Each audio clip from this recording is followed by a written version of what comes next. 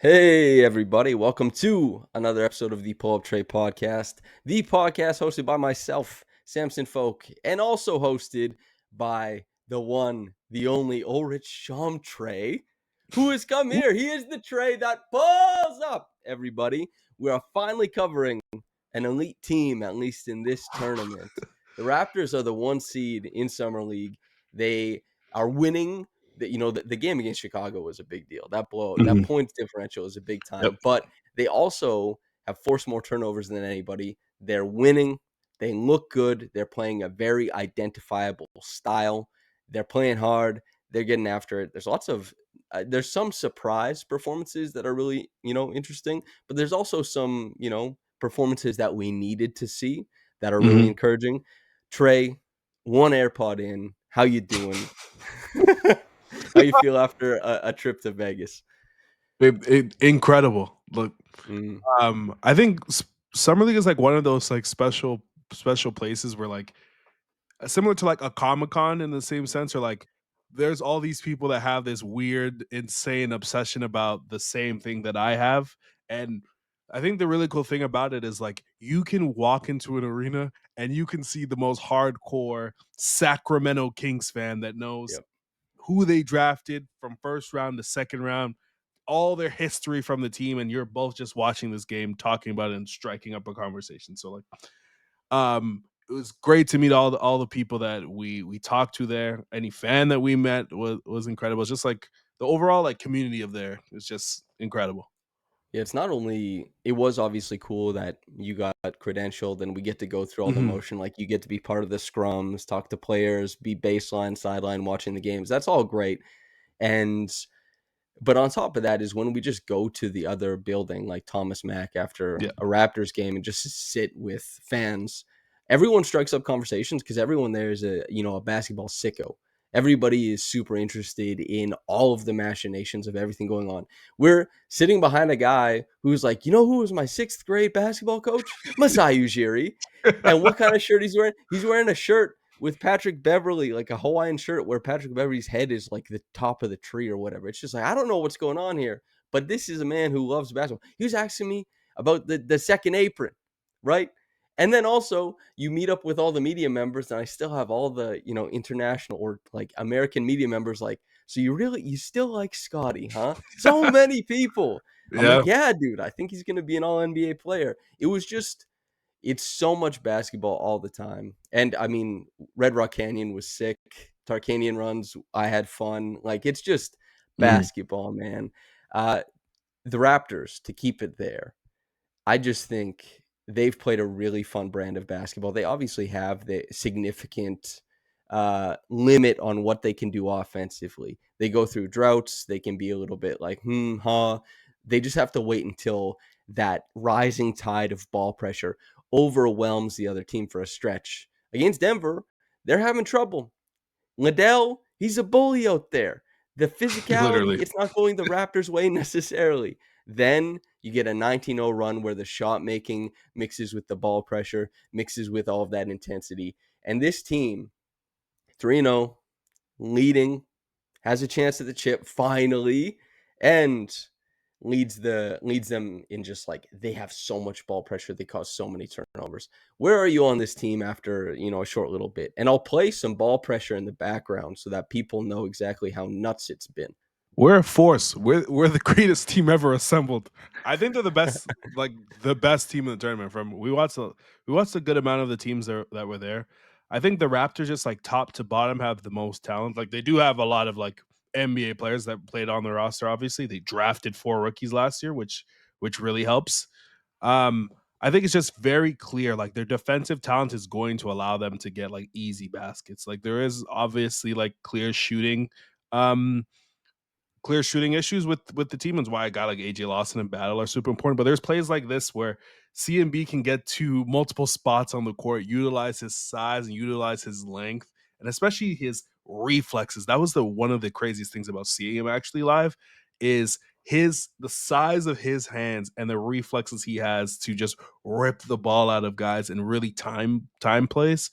Um, they get easy baskets because of that, and I think for summer league, you often don't see that type of like intensity and ball pressure from this sort of scenario.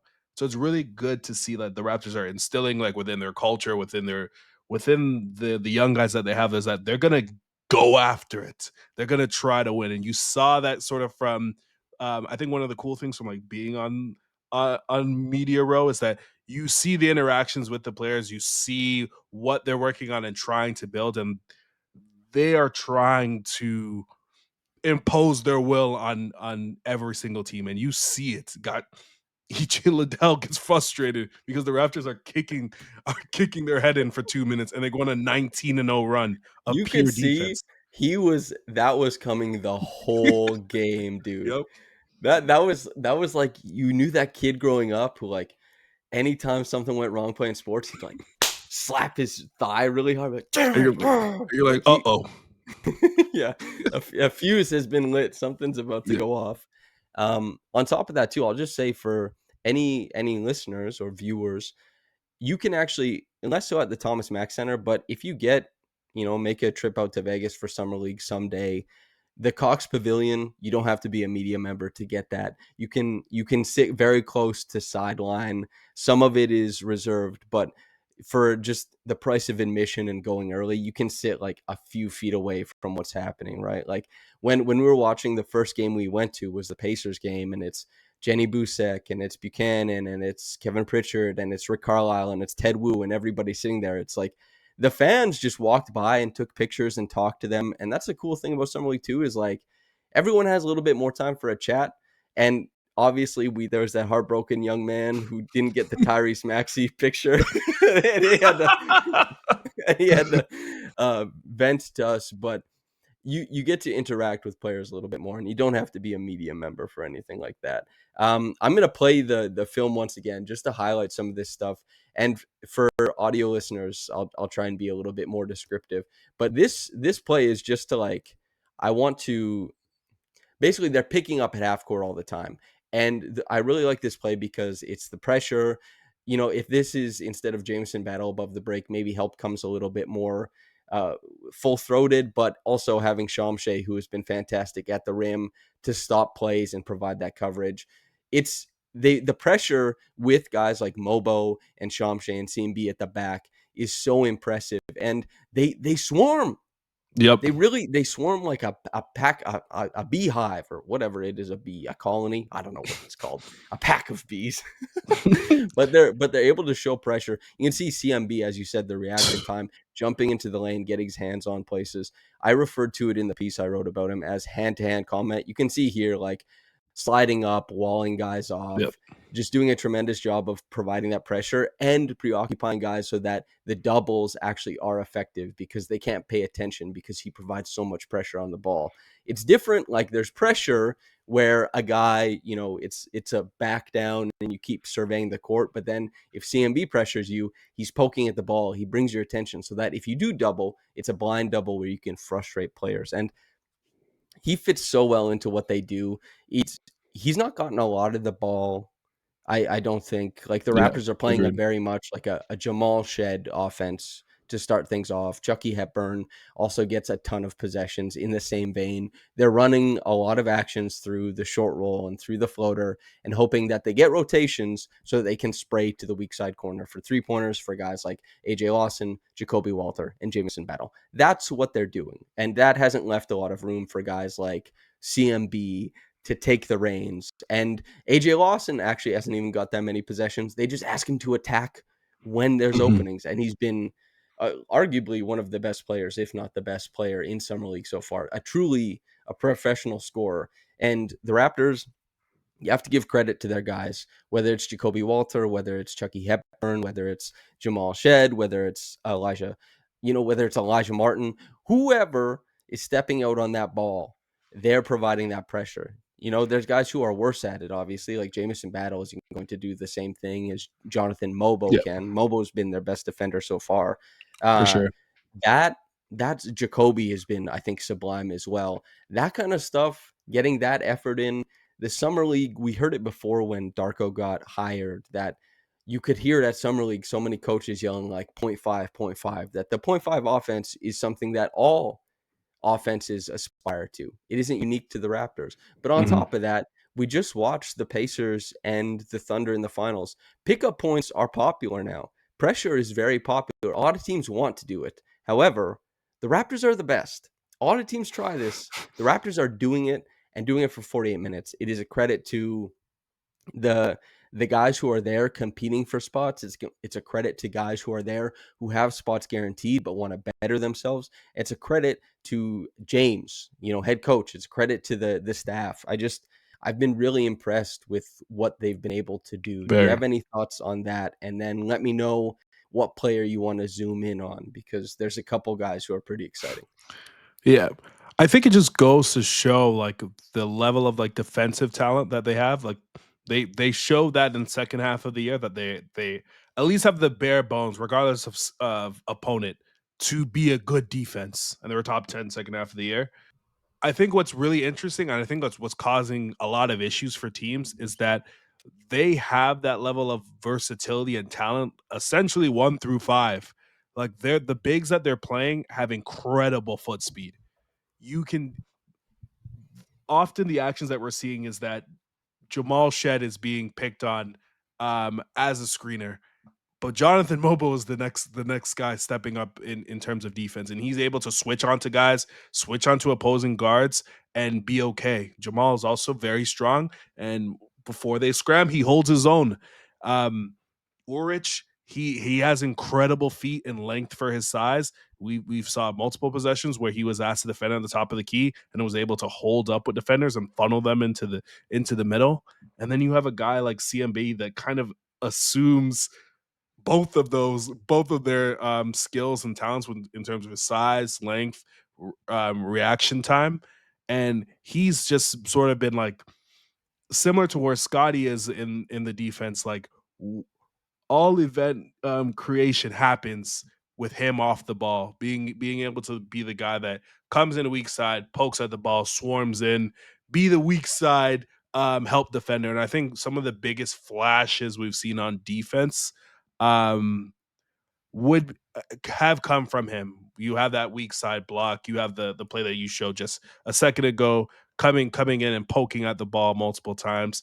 You have even possessions where once he has you on the sideline, his hands are sort of like a vice grip, and his timing and being able to time passes and rip it out. You saw it multiple times in college. Is second to none in terms of the draft class. But who I want to focus on is, I guess, Messiah Jury's last parting gift to us, Ulrich Chomche, who's been like absolutely incredible. I've been extremely impressed with him, and I think he's the biggest win for the Raptors during summer league for sure. I agree. It's not just that, because one, he probably hasn't been the Raptors' best big. I think I would argue that it's been Mobo. Mobo's last game wasn't that big a game, but against Orlando, I would argue that he was, outside of AJ, the best player. Not only, as you said, like the bring up ball handler stuff, but the Raptors are able to apply pressure full court, not just with their guards, but when teams want to give their guards a rest, they hand it off to forwards, and Mobo steps up and CMB steps up. And during the regular season, that's going to be Scotty as well, right? They provide pressure no matter who you have bring the ball up. But also Mobo in Orlando was able to beat the ball pressure that was being applied to him to get them into early offense. He's been the best defender on the team to this point. But Mobo wasn't the $1 million buy at pick 57 just to take a shot. This little known prospect, he was known to some, but a guy who didn't have much attention. The Raptors make sure they got him. Chomche has a pretty serious injury that he comes back from. He is not lacking for his foot speed. He's not lacking for his explosivity. He's not lacking for his strength. He comes back into this thing, and the expectations for him are low, yes, but he punches well above those. And it's not just like, oh, I wonder if he'll be able to do this or that. It's just that he is succeeding at it. He's accomplishing scheme at relatively the same level as Colin Castleton. And obviously, with his gifts, is performing far better in them. The Raptors are getting away with truly like pressure at the front and drop defense with him back there. He's able to create as a defender because he's able to make plays. He's able to remove the ability to score from the other team for stretches at a time with his size. And he's made high-low reads, which every big man has to make. And on top of that, he's getting after it on the glass. He's dunking and he's sprinting out in transition, man. There's a play that Josh brought to my attention. He was like, watch his first 4 strides after the block. And the get up and go that Chomche has is so special. We're going to put it on screen here. The way he's able to, so he rotates, gets a block at the rim, great. He is so quick getting going. Usually it takes, like, not only is there a wrap pass there, and it's a wrap pass. It's not exactly Magic Johnson, okay? It's not exactly Magic Johnson. It's not exactly Giannis Antetokounmpo. However, the thing here is that bigs are really fast once they get going. They have long strides. They're athletes, you know what I mean? But Chomche, it took him so little to boom.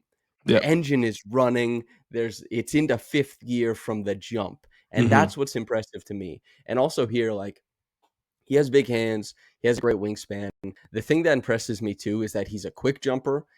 A lot of the guys around 6'8", 6'7", who succeed in the front court roles are really quick jumpers and really good second jumpers. And they usually carry a bit of weight so that they can bounce around and keep balls alive and play make around near the basket. That's what we hope for Jonathan Mobile. Chomche is really big and he's a quick jumper. Look at him. Pop. Go get that out of the air. Go put it back up for an end one.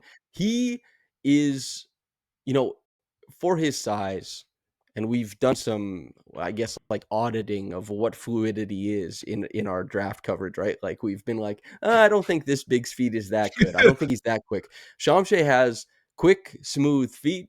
Chomche has a quick jump. He has a good upper limit jump. He's very strong, and he's just coming into himself. I'd say relative to expectations, and I've gone long on this, but he's well above expectation. The developmental curve, he's ahead of where I expected him to be. And maybe I'm late, but he's ahead of where a lot of people expected him to be. I agree. I think in like you said, in terms of expectations, he's probably exceeded them the most. I think what you wanted to see and what like we touched on in the previous episodes is that you wanted to see that his feel for the game and like the game was actually slowing down. Like last year within summer league, a lot of it is speeding up too quickly in the pick and roll, not understanding rotational situations and when and where he should extend himself to go for blocks. And he's gotten to a point where the game has slowed down and his tools have really shined. The Raptors have gone on most of their largest stretches in summer league with Yep. Shed and Jacoby pressuring the ball and him in drop.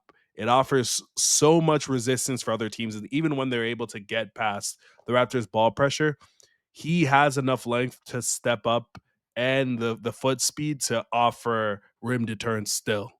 Um, I've been super impressed with him offensively as well. Like within the pick and roll, he's a lot of the times last year you would have saw him run for a lob. He's stopping short within the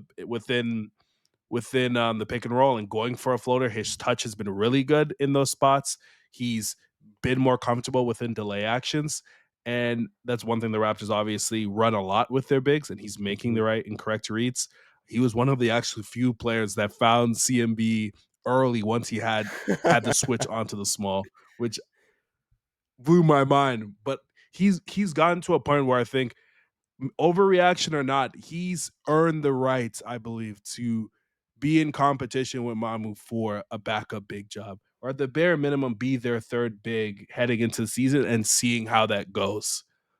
What you want from the season and what you want from the team is competition throughout every single position so that the Raptors can figure out who's this core is and who they should build upon. Him doing this and showing that he has upside potential and possibly to become a starter one day is enormous for the Raptors because they haven't had many wins through the draft or through free agency in a really, really long time.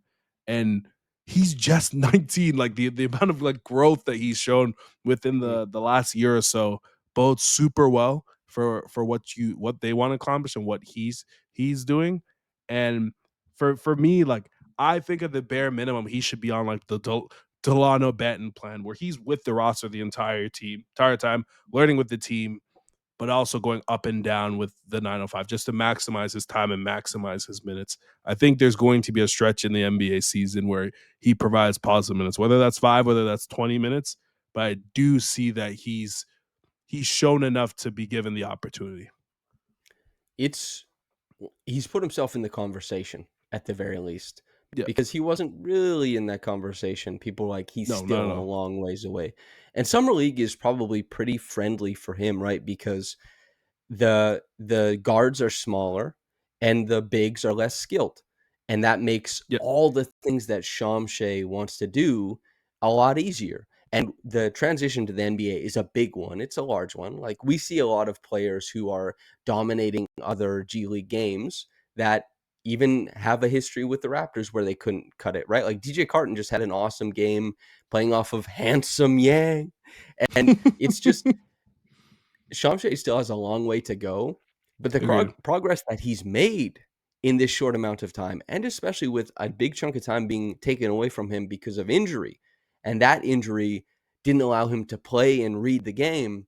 I mean, he's done a fantastic job. S posted like, what has Shamshay learned the most watching film? And he said angles. That's really great. Understanding stuff on that level, understanding what angle to take allows your athleticism to really shine. The point you made about his timing on the pick and roll is a huge one. He doesn't have a bad jumper by the form. It's just about the comfortability of like working that into his game, knowing when he's going to take those shots. He improved as a screener. Quite frankly, I don't know what he didn't improve at, and some of it he improved markedly. So Yeah. I understand why people would be excited. I'm excited and honestly proud. Like, I look at him Yep. like, Very. well done, man. Look what you've added to your game. Like, hell yeah. Yeah, I think He's been that was a brilliant. I think that was a reaction of watching him live every time we put like, did he just do this? Hmm. Did he? Wow, look at what he's actually doing. I think like there's he hasn't even hit like the surface of like how good he actually can be because of how athletic he is and the type of tools that he does have. I'm hoping to see him try to put the ball on the floor within the. I know the Raptors are trying to win a chip, but Hmm. I think he has the fluidity to be able to take the ball on the floor and get to the rim at times as well. And I want to see him try to develop his ball handling skills just just in the sense that he needs to be a constant threat with the ball at all times. It makes things fairly easy. It made Jakob Poeltl lethal in pick and roll situations. So I think that and obviously being like really active on the offensive glass, I would like to see him use his physicality a bit more there too. But overall, like he's one to a part. I know S tweeted about it where like the Raptors have to consider like how do we maximize like his time and usage on the team and his contract because he has probably gotten to a point where he's going to max out his like 2-way ability. Sam Hinkie would be just slobbering at the idea of, he's like, can we get you on a 4-year, 6.5 million, please? For the stats, the biggest one I think is that he's turned the ball over once. Wow. Once. Just once. He's basically scoring twice as much as last summer league. He's rebounding about the same. He's playing about the same amount of minutes. He's fouling less. He's turning the ball over way less. He's averaging like 4 stocks a game, basically 2 blocks, 2 steals, 60% from the field, 73% from the line. It was 44% from the line in year one, just as I mentioned. He's been awesome. People should be excited. I'm excited to see him keep going. And I know you said like, his usage is kind of well, they want to win the championship, yes, but his minutes have been tied to winning, and so Yep. that's probably the most exciting thing. And whether or not this Raptors summer league team is actually able to carry over into like the bench mob that everyone so like really wants, that's one thing. But this team has the chance to be a special little footnote in summer league Raptors history Yeah. because they play awesome basketball and they play hard. Can I interest you in, we'll have Jacoby at the back end, but a little Colin Murray Boyles discussion? Yep. Can I whet your appetite on that one? That would behoove me. Thank you. Yes, very good. We got 2 games under the belt for CMB. The big takeaway is obviously his defense.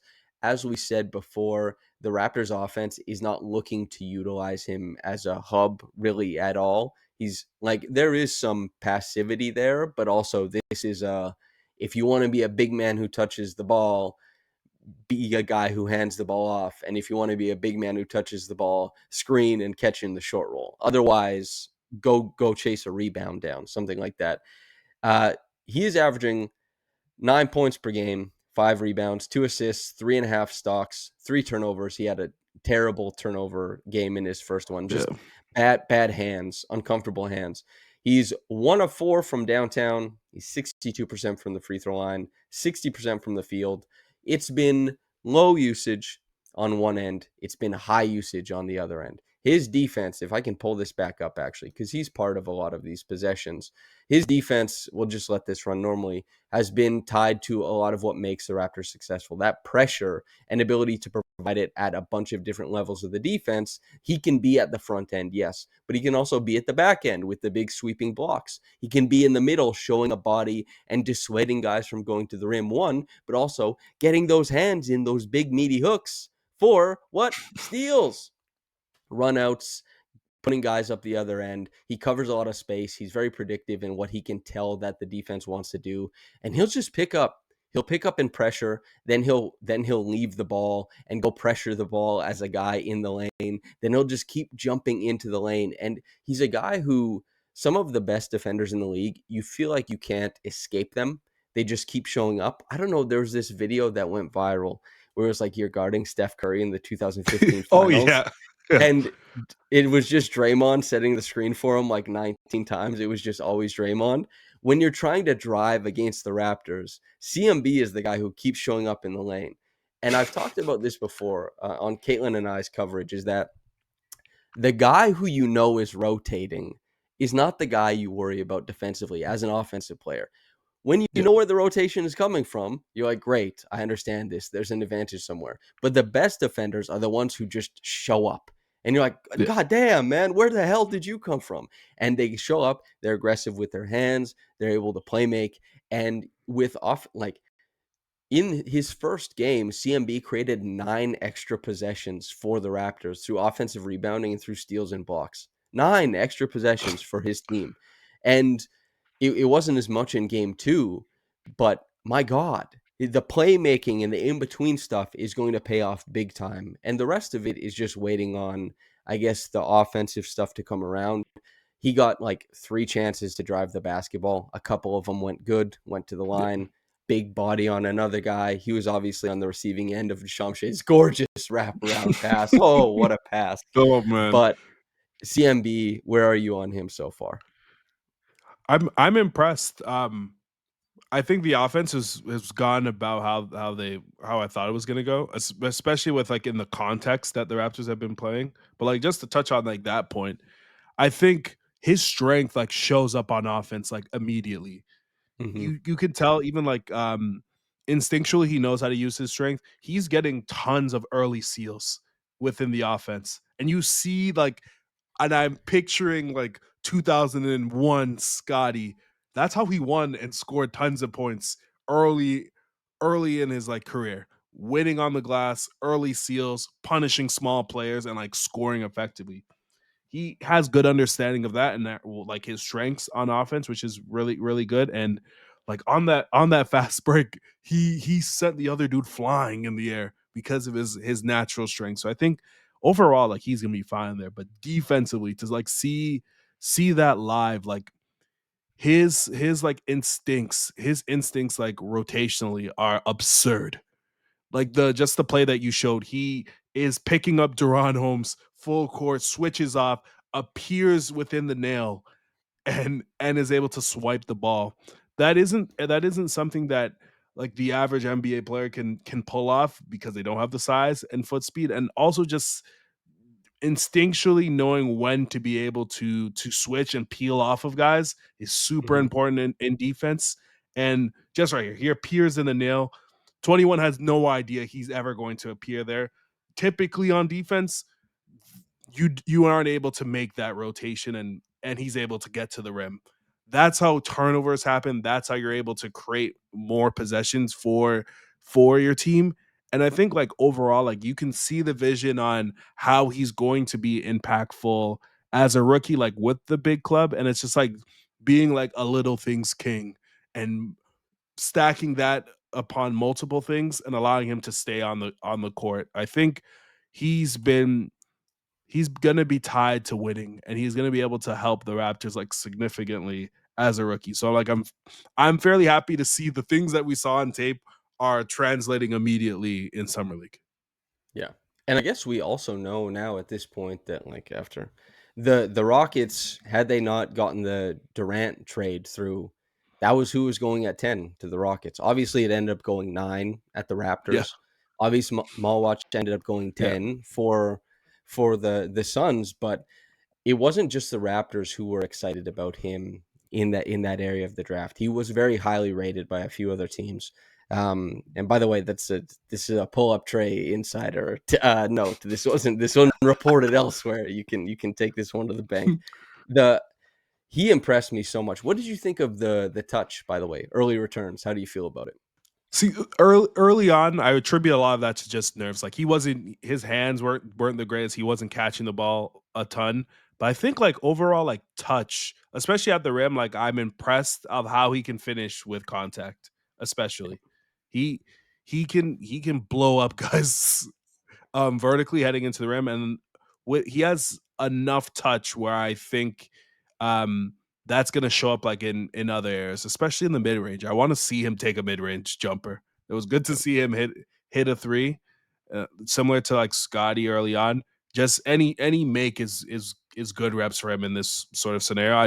I want him to continue to keep shooting, regardless of where the Raptors are like in winning the championship, but I think his touch around the rim is like fairly good. It showed up in college as well. I what I was really interested in, what helped get the Raptors going, is some of the playmaking that he had off of Jacoby. You have the one play where Jacoby dives to the rim, he's able to find and finish over and pass over the big, which was a much harder pass than it looked on TV because He had Deron Holmes. to time up the jump. Yes. Exactly. He had to time Deron Holmes' jump and feed Jacoby perfectly at the right time. Because if he throws that earlier, that's a turnover. And He also then faked it, right? Like he brought the ball yeah, to two hands as a means to get the jump, to get his defender to slow down. It was clever, savvy stuff. yeah. He's feeding, which we'll show in a sec. He feeds Jacoby at the top of the key, hits above the break three, and it gets a guy who's already going more shots. It's just you could tell he knows how to play. And that's really hard for young players and rookies just in general. So I'm excited, and he's played how I expected, and he's shown that the pick that like in theory you can see how him and Scotty will be able to play together and wreak havoc defensive. That's what I'm really excited to see. He's also, it's what you said, the Raptors, Brandon Ingram is going to be fun. I'm really excited to see him play, Yeah. but he does not profile as that big wing that the Raptors need outside of Scotty defensively. And Mhm. Jonathan Mobo, as much as the hope is for him to progress into a wing type player, he's been good in summer league. He's not close offensively. He's just Yeah. not. He's really far away from that being something. Like they'll be able to do stuff defensively, but offensively, no. Um, CMB, I understand why people at first blush were worried about the fit. I never was. I obviously advocated for him to be the one Yeah. who's picked. I liked him a lot. And also there's another thing here. You could make the case that he is not as explosive right now as he's going to be. He had an adductor strain. Yeah. He's coming back from something. Like Jacoby, when he came back from the AC joint sprain, it happened twice to him. It wasn't like he was at his best, right? Yep. And as far as what we're expecting from Colin, who is kind of devastating in his ability to cover the ground going sideways, that's your adductor, man. Like that's the spot. So I think you could make the argument that he's going to look more explosive as time goes on as well. He's also a guy who you can tell there's a little bit of work to be done with the body too. It's just it'll happen. And the 3-point shooting, I understand The jumper is the mechanics are not good. However, he does have relatively like he has strong touch, and even as he works through this, whether it's in the mid range or from three, I think it's not going to be like staggeringly bad because no matter what your jumper is, and there's ideal mechanics and there's less than ideal mechanics, NBA players with good touch can still find a way to get the ball into the basket. I think he'll Yeah. fit more into that than the other, but obviously a bunch of stuff to clean up. He has been not like awesome, but he's been fun, and you can understand the Mhm. selection. We said like, oh, wouldn't it be cool if he gave us that Scotty kind of performance? And Scotty averaged, I think, 20 in his summer league games when he stepped in there. And Scotty Yeah. obviously, but Scotty was a huge feature of the team. And Scotty, when he stepped into summer league, he was like, whoa, I'm seeing stuff that I didn't see it at Florida necessarily. Mhm. Uh, there's one other guy we really got to focus in here on, Jacoby Walter. He just had 26 points and 7 steals. Do you know how insane that stat Absurd. line is, man? 26 points and 7 steals. So the stats for him in summer league this year, through 3 games, 18 points per game, basically 4 rebounds, like no assists. The off the dribble creation for him has not created more structure for the offense. It's been kind of like if Jacoby can create his own shot, typically a jumper, good. We like that. And that's what they're asking of him.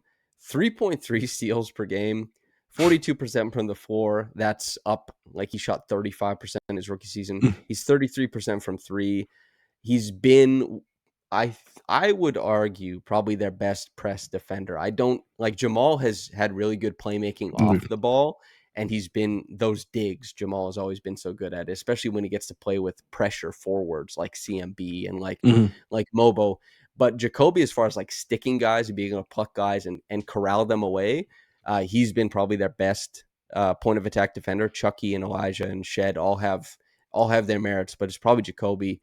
Some of the jumper stuff, it looks really encouraging. The handle is still relatively Yeah. limited for his size and like position, but that's something we paid attention to in the regular season.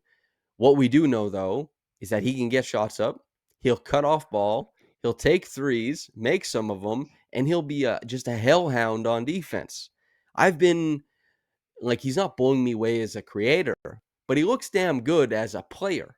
I think outside of Chomche, he's probably been the most impressive. Um, I think he's put himself in like a conversation where he has an opportunity to start because the Raptors really, in the current idea of their roster construction, the starting five really struggles with ball pressure. And what we see, the Darko wants to play this aggressive defensive style that pressures the ball and has high pickup points. He can, as a fifth starter, he can operate and be off of the ball and allow IQ, Ingram, Scotty to do what they want and be an active cutter, guard the first guard on any team and make things easier for Emmanuel quickly. And if his shot sticks, he's going to be able to be within tons of winning lineups. And what I really loved about last game is that he hunted his shots. A lot of what he was focused on, I think, probably within the first couple of games, was a lot of live dribble creation. That's what we wanted to see from him and see if there's growth there. And I still think he's like a good amount away of being a live dribble creator. But a shot like this, within transition and being a pull up shooter, I believed in his shooting talent since high school. I think he's going to be able to be like a fairly good shooter in the league. And when he's aggressive and is moving off the ball, you see the bones of Aaron Neesmith. He doesn't have to be that level of shooter, but within Sure. that archetype of that position where you're aggressive, you're a bulldog on defense, you're a threat to hit tons of open shots, and you don't hurt the construction of the overall offense because you move around the ball, you have willingness to cut and finish. And he has a willingness to be physical, whether that's on the glass or whether that's also defensively. So I think he's put himself in a really good situation, and again, more competition throughout the organization. Like there is no guarantee that Grady Dick's going to play more minutes than him next season. And there's no guarantee that he's going to play tons of minutes. And both of those guys might start. You have the that you have sort of ethos within the team that everyone is trying to meet their desired like ceiling and earn minutes. Nothing is really going to be earned, and you kind of saw that from teams like the Rockets, early OKC, where you have this like glut of prospects and younger players, and they're all fighting and scratching and clawing to be within that core unit. And once you have that core unit and understand who's going to be here a long time, that's when you're able to flip a pick and draft and get Alex Caruso, because Josh Giddey isn't a part of this crew. And it Yeah. makes things a lot easier and more crystallized. So I think this is the year where we're going to really see the Raptors have tons of guys that have the ability to play, and they're going to be fighting for minutes. So it's going to be really interesting to see. Yeah. When it comes to Jacoby and Gradey, I don't think there's a chance either of them falls out of the rotation. But I tell you Yeah, what, agree. this year will probably produce a winner of the top Yes. of that role between the two of them. It would shock me if a guy doesn't step out as like, I'm ahead. Gradey Yeah, Gradey was agree. ahead last year because he was the second year guy, but Jacoby came along pretty quickly, especially physically. And I know we're means testing the pounds put on. It doesn't really matter. He's out there playing. But as you said, Jacoby, despite being more limited offensively than Gradey, is far more expensive defensively than him. Mm-hmm. And if the Raptors are a team that I don't know what's going to happen with RJ, I don't know, you know, the I don't think the organization values him the way he values himself, or the way some fans value. Like, it's just he clearly is not sitting at the top of the priority list. I don't know if he's going to finish the year as a Raptor. I don't know what's going to happen with that. And I think it would be a tough pill to tell him, like, you're going to the bench, Jacoby Walters starting. I Yeah, that's I tough. don't know. I don't know if Darko can sell that pen. You know what I mean? But Yeah. Jacoby, as you laid out, he makes a lot of sense there, especially if the glut of Emmanuel, Scotty, Brandon, and Jakob have a pretty easy time creating offense. Then Mm-hmm. Jacoby starts to look maybe not as a starter, but as a guy who steps into that foursome.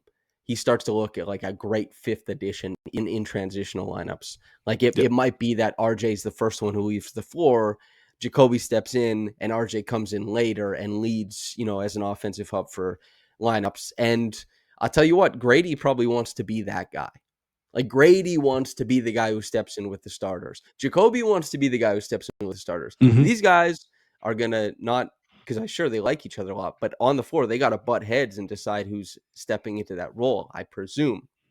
Pretty interesting stuff there.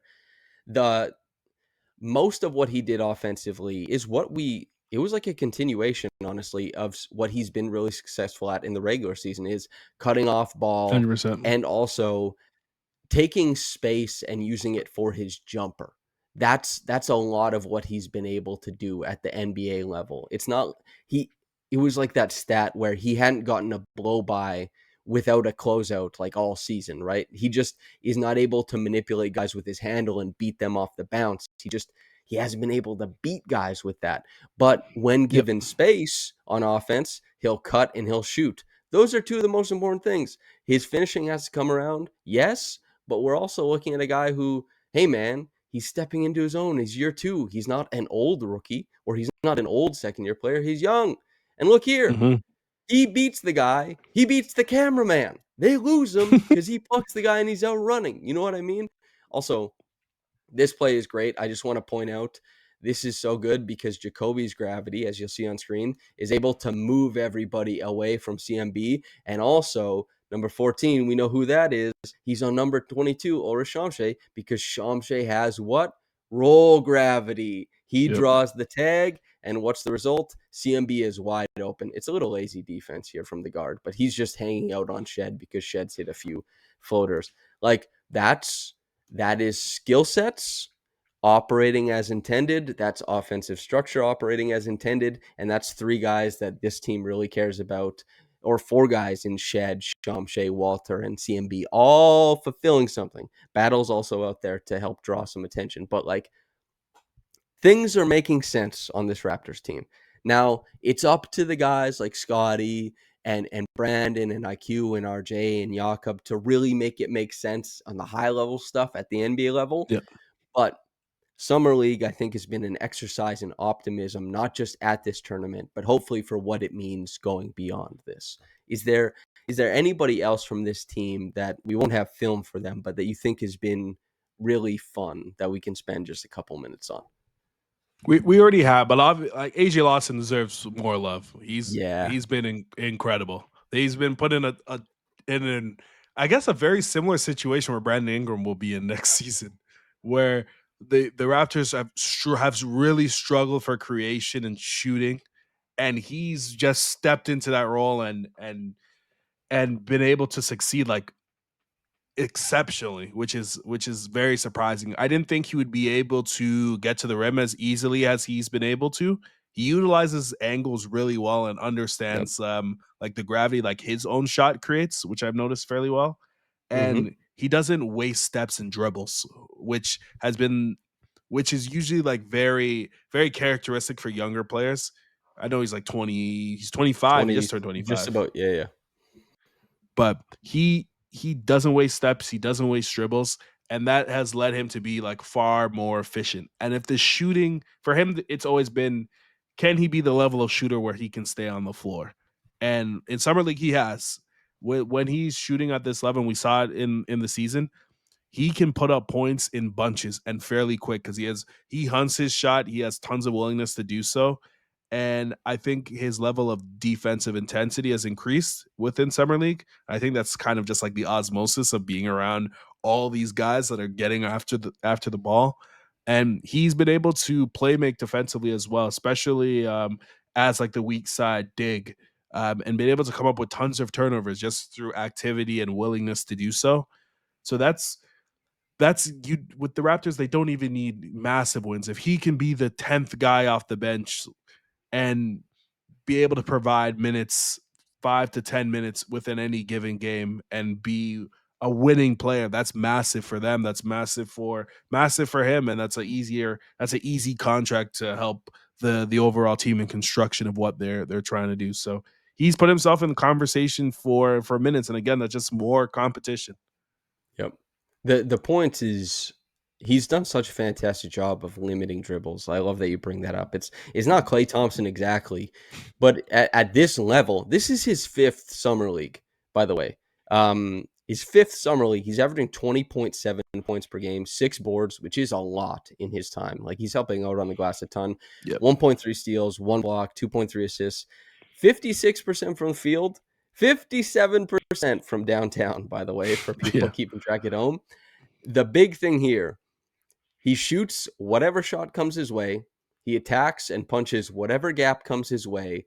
And with a team of young guys who aren't exactly sure about, like, am I the shooter in this play? Am I the guy who attacks here? What does it look like? AJ Lawson has that crystal clear idea of what he wants to do, and the efficacy of his decision making has been paid off so much by his shot making. And he's a jittery, quick athlete. He's wiry, and he's busted his ass on defense too. He's been sublime.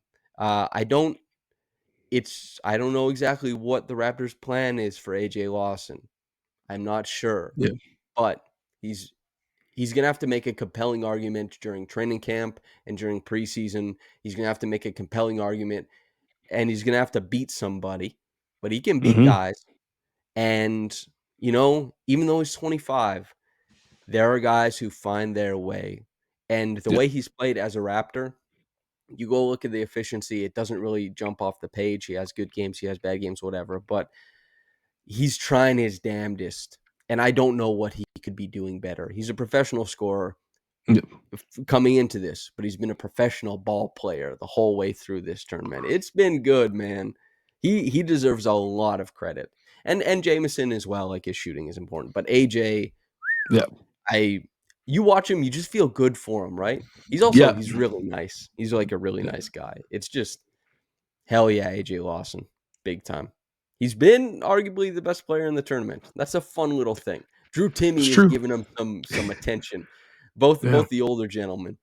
Has the Raptors ever had it? Jonas Valanciunas, he won Summer League MVP, I Did he believe. really? I'm pretty sure he won his as a rookie. I remember Wow, thinking he's gonna be the greatest big that's ever lived, if I'm dude. not mistaken. I kept looking at his per 36 stats, you know what I mean? Like, I was just Oh, like, "Well, if he plays 36 minutes, he'll have, like, 18 rebounds. 18 oh. rebounds makes you an MVP," you know?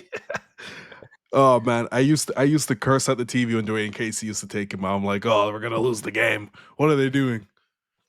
Well, it But was just I remember it was so simple, you know what I mean? You're watching basketball, you're like, "JV shoots 56% from the field, yeah, so let him shoot more so that you score at 56% instead of, 44% or whatever." Just like no care for what creates a shot or what types of shots can be created or what like putbacks and dunks look like. But yeah, man, it's that's also man, just to speak to Chomche again, like, I know Valanciunas apparently I don't know, I can't confirm that. I hope he did win Summer League yeah, let me MVP, that'd be a confirm it. nice little thing. But Shamshay, he has been one of the most impactful bigs minute by minute basis in this tournament, so he deserves a lot of credit for that. I'll keep yapping until you come back to me with an answer on this Jonas Valanciunas thing, but, once you answer the Jonas Valanciunas thing, I do wanna get from you your Boom! The you got phrase it? still works. Yes, he did win Let's 2013. This go. old man still's got it. Wait, are his stats there? Do you have his stats that he Oh was able to no, I just Wikipedia'd it. Okay. Okay, go look up the Uh, stats, and after okay. you get back from this, I'll say my favorite things about Vegas that happened when we were there was, the pools. I love the pools, man. Hanging out with you guys, just like sitting in the sun and the nice water was so fire. It was unbelievable. Red Rock Canyon Yep. hike was really great. Covering a game with you side by side, credentialed is pretty special, and I love it for the podcast. And the run at the end was pretty fun too. So all that stuff was my favorite. Once you Yeah. come back from JV, I want to hear your favorite parts too. He averaged 18.8, 18.8, 10 rebounds on 56% shooting. Holy smokes! There it is. There What you was your go. favorite part about Vegas?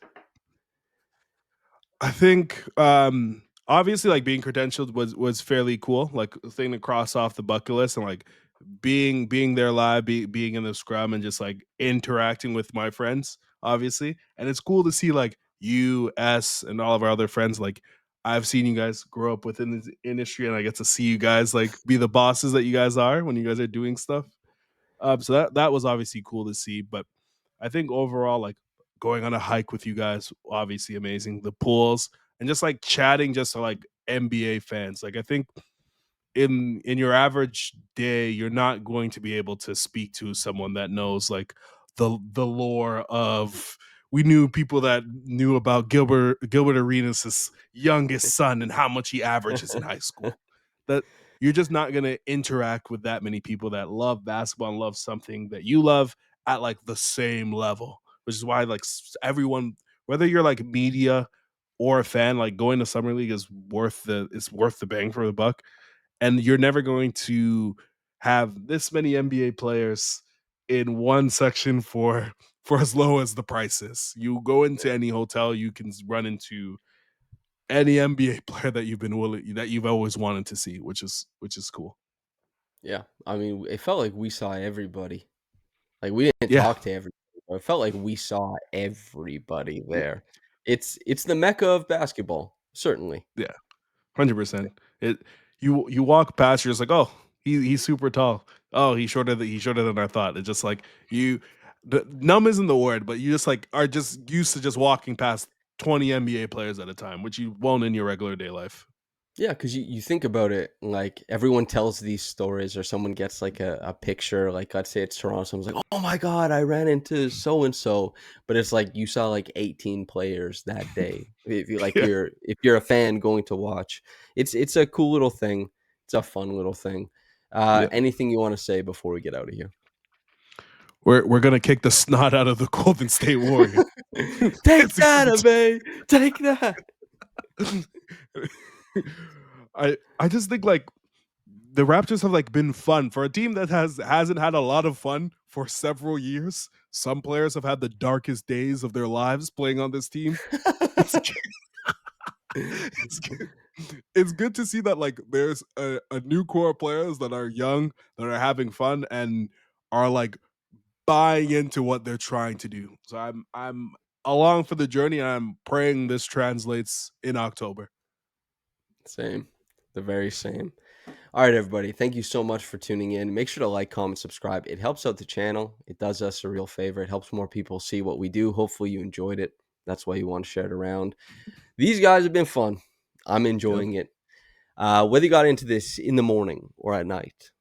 Thanks for tuning in with us, everybody. You can have a blessed day. And from myself and Trey, goodbye.